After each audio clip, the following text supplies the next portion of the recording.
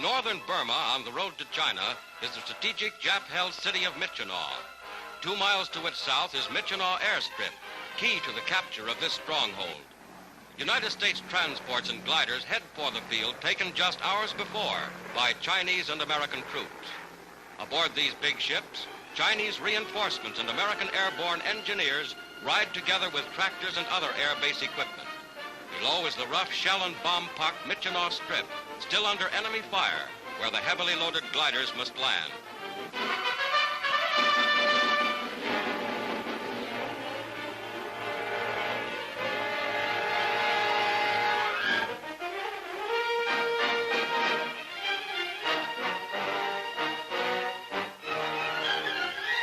Watch this glider.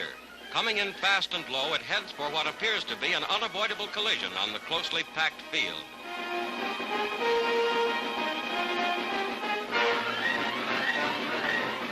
The gliders unload. Some of these troops will stay to guard and recondition the airstrip, but most will push on to take the city of Myitkyina.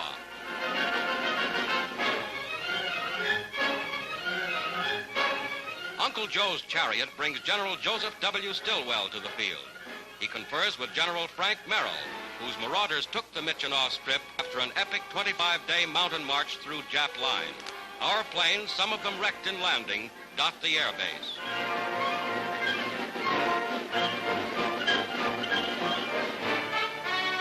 Jap opposition continues from the air. An enemy plane comes over to attack the field.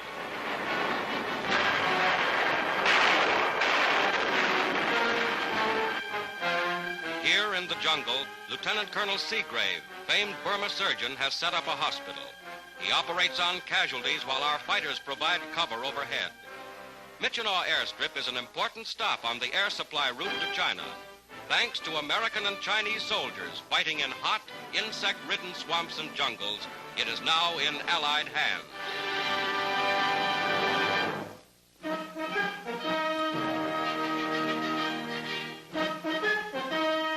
American servicewomen, having completed a period of active service in Italy, see ancient Egypt while en route to duty in the Middle East. At a canteen established by the Cairo Police Department, they find a bit of home.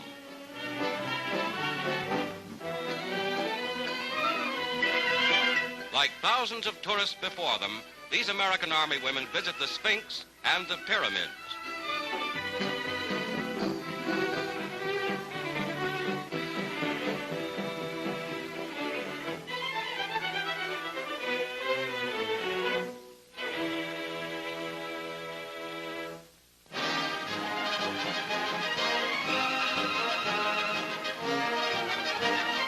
On July 3rd, General Dwight D. Eisenhower, Supreme Allied Invasion Commander, once more visits American troops in Normandy. With Lieutenant General Omar Bradley, United States Ground Commander, and Major Witch of the 79th Division, he tours units and division commands. Eisenhower journeys to talk with Major General Lightning Joe Collins on the outskirts of Cherbourg. Next day, shells are stacked high. At exactly noon, in observance of July 4th, America's Independence Day, every United States gun in Normandy will send a shell crashing into the enemy. General Bradley will fire one of the long toms.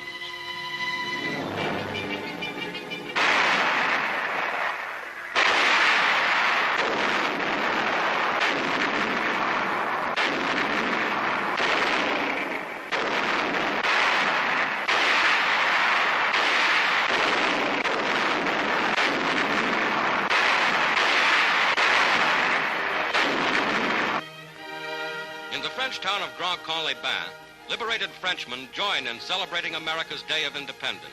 The Stars and Stripes and the French tricolor go up side by side. Trained by their schoolmaster, the children of the village join in singing America.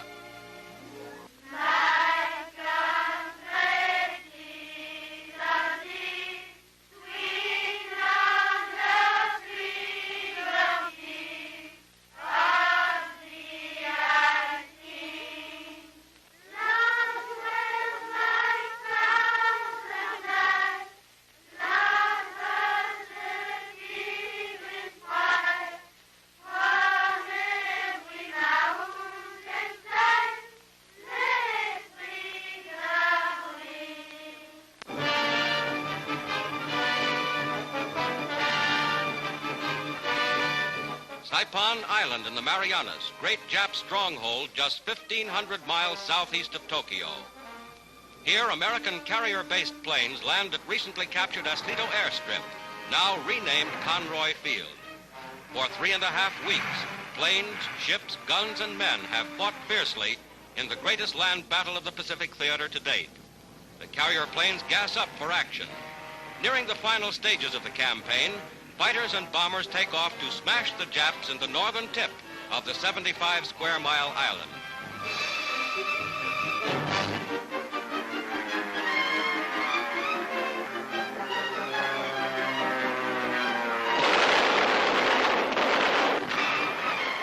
Smoke billows from a Jap ammunition dump hit by our bombs.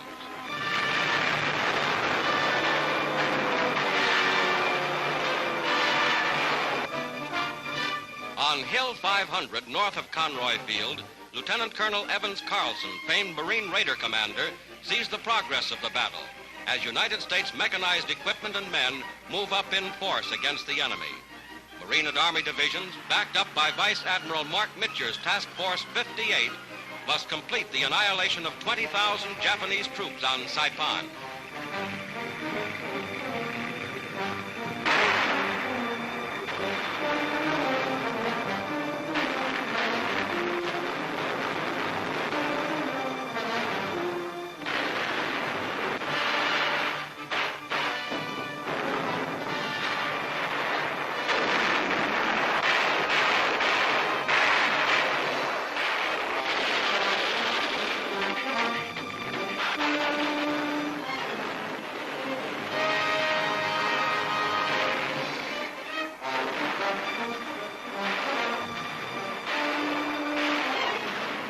Mortar shells to be dumped on deeply entrenched Japs, fighting back from pillboxes and steel-doored caves on the island.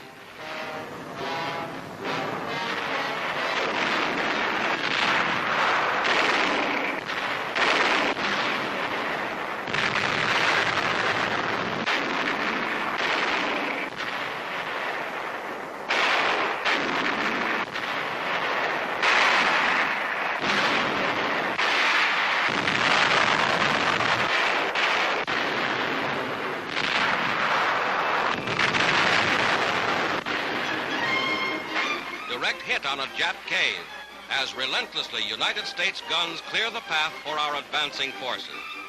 In the battle for Saipan, 2,360 Americans were killed.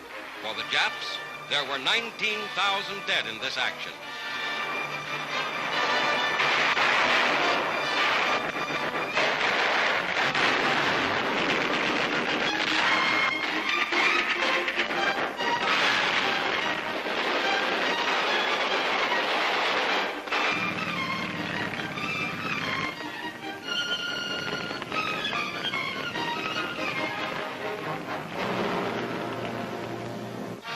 Capture of Saipan, the Allies are now within 2,000 miles of Tokyo, the Philippines, and Formosa.